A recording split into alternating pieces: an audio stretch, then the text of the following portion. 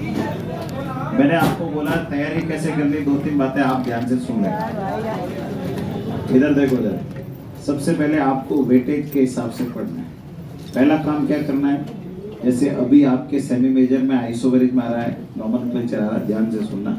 Selection लेने के लिए आपको वेटेज के हिसाब से चलना पड़ेगा। नॉमेनक्लेचर का ज़्यादा वेटेज नहीं, कभी क्वेश्चन आता है कभी नहीं आता। ऐसा क्वेश्चन आता है बहुत सिंपल सा, तो इसका मतलब वो यूं मानो हर भारत के हर बच्चे से हो जाएगा। आप क्या करोगे, नॉमेनक्लेचर आपका बहुत स्ट्रॉन्ग, इसीलिए आप उसको घोट घोट के 4 दिन तक पढ़ते रहोगे। ऐसा नहीं करना। वेटेज कितना है, सर ये क्वेश्चन आता है कभी आता है कभी नहीं आता है, 2-3 घंटे में मैं सॉल्व कर दूंगा, पूरे नॉमेनक्लेचर के सारे क्वेश्चन लगा दूंगा। 1-2 हार्ड क्वेश्चन होंगे, वो नहीं आए कोई दिक्कत नहीं। फिर आइसोमेरिक, ज्यादा आपको स्ट्रक्चर पे ध्यान देना वही है आप, और ज्योमेट्रिकल पे ध्यान देना है, कन्फॉर्मर पे ध्यान देना है। ऑप्टिकल में ज्यादा फंसने की जरूरत नहीं है, वहां आरएस और डीएल निकाल दोगे तब भी काम चल जाएगा। और ऑप्टिकल आइसोमर कितने, बस इससे ज्यादा कभी क्वेश्चन आया ही नहीं।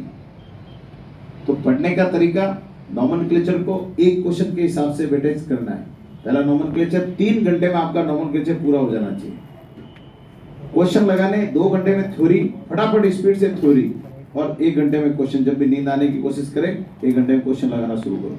जितने हैं वो फटाफट ऐसे हाथ झटक के ऐसे ऐसे ऐसे ऐसे हो, बहुत फास्ट है। स्ट्रक्चर आइसोमेरिक को बहुत अच्छे से पढ़ना है।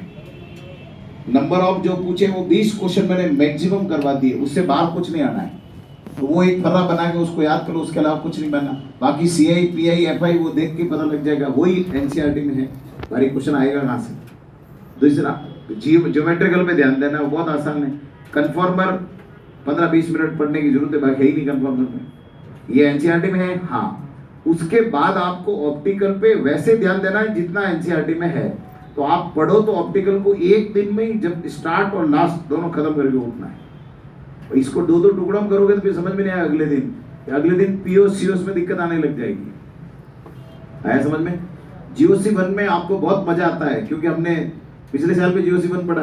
जीओसी 1 तक बच्चों को डाउट नहीं आते हैं, फिर बच्चे जब पढ़ते हैं तो इसको खौफ बहुत शानदार तक तो पढ़ते हैं। क्यों? क्योंकि इंटरेस्ट है उनका, उनको डाउट आया ही नहीं। और जिसमें डाउट नहीं आते तो बच्चे का मन करता है मैं इस सब्जेक्ट को ज्यादा पढ़ूं। वेटेज के हिसाब से सिलेक्शन लेके जाना है, इंटरेस्ट के हिसाब से नहीं पढ़ना है। उसका वेटेज कितना है, 1 क्वेश्चन, ज्यादा ज्यादा आगे 2 क्वेश्चन, वो भी एसिडिक बेसिक स्ट्रेंथ से आते हैं। तो आप काय के लिए टाइम पास करो उसमें से।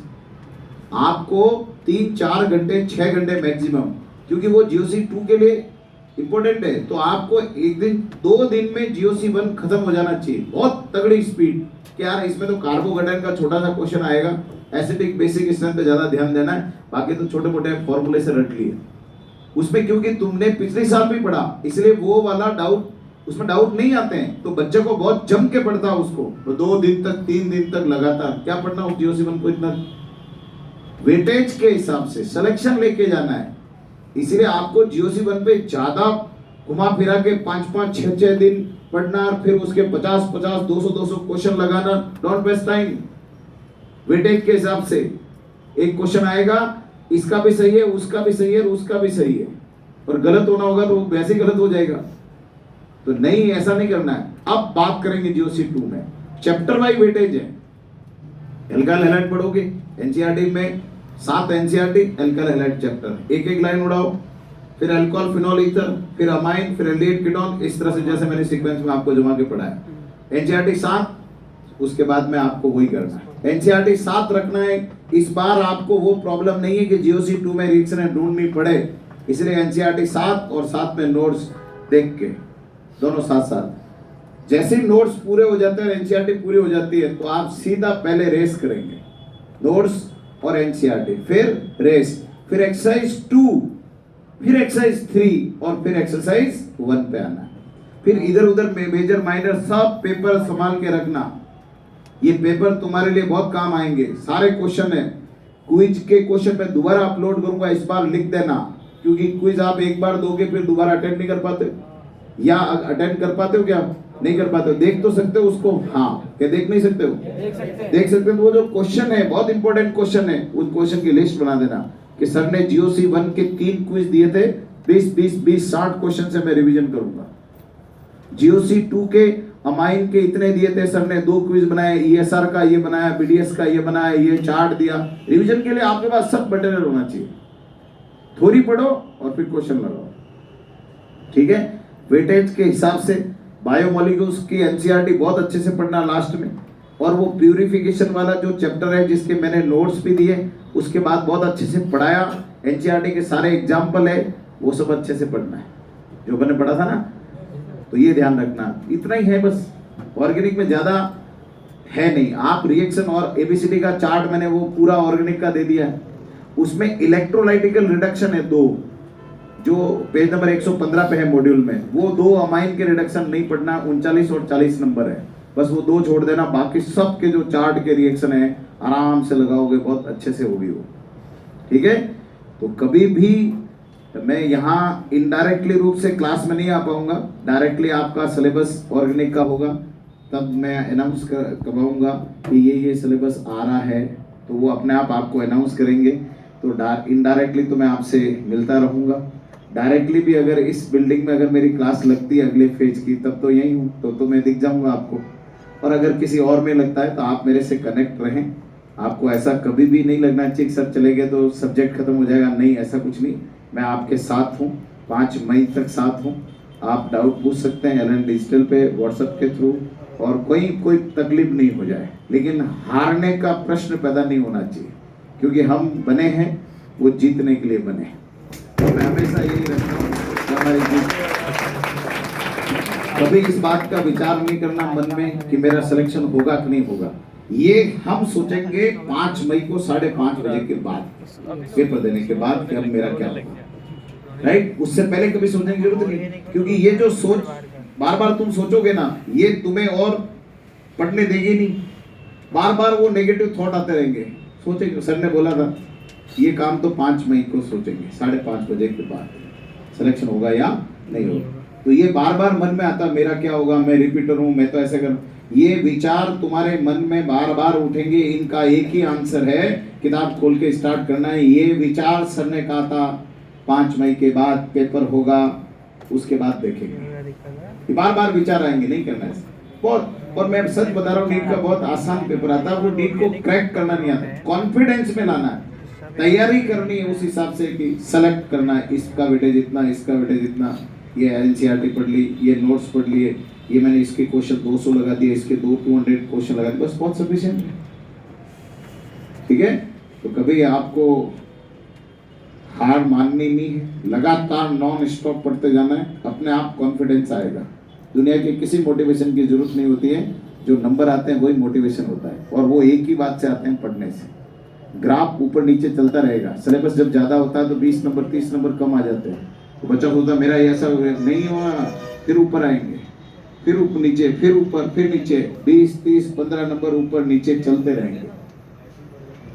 रहेंगे। ग्राफ ऐसे चलता है, ग्राफ यूं चले, इसका मतलब बहुत अच्छे हो आप।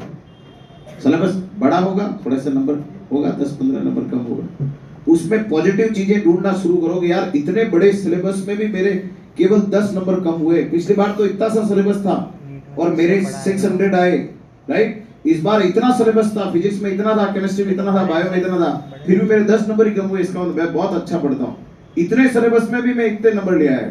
पढ़ाई की कैपेसिटी बहुत अच्छी मेरी।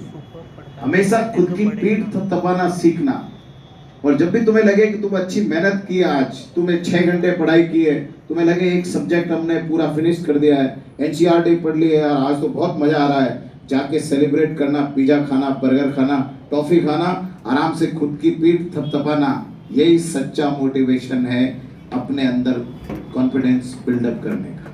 तुम्हारे पेरेंट्स दूर हैं, कोई नहीं कहेगा बहुत अच्छा काम किया तुमने, कहेगा नहीं बहुत दूर है, इसलिए खुद को कि आज यार मैंने ऑर्गेनिक के सारे क्वेश्चन लगा दिए, मॉड्यूल भी कर दिया, रेस भी कर दिया, आज तो यार आइसक्रीम बनती है, एक आइसक्रीम खाएंगे। यस, खुद को हमेशा ध्यान रखना, अप्रिशिएट करना सीख जाओ। दुनिया के बेहतरीन इंसान बनोगे तो खुद की पीठ थपथपाना सीख लो। आज अच्छा काम किया है, आज पार्टी तो बनती है, एक आइसक्रीम, राइट। इस तरह से हमेशा पॉजिटिव रहना है। आएंगे इधर उधर टेस्ट आएंगे, ये होगा, कभी अप होगा, कभी डाउन होगा, हमेशा मेरी बात को याद रखना है कि हम जीतने के लिए बने। तो जीत इतनी आसानी से नहीं मिलेगी। नॉन स्टॉप जो चलेगा वो जीतेगा, और जो इधर उधर डाइवर्ट होगा वो जीत उससे बाहर हो जाएगी। आ गया समझ में? तो मैं कुछ लाइनें आपको बोल रहा हूँ, वो अच्छे से एक पोइम है जो मैं सुना देता हूँ आपको। तो जब भी थोड़ा सा आप हल्का सा ऐसा लगे आपको कि थोड़ा सा लो फील करो आप कॉन्फिडेंस में, तो मेरी ये चंद लाइनें आप याद रखना, वो मैं आपको सुना देता हूँ।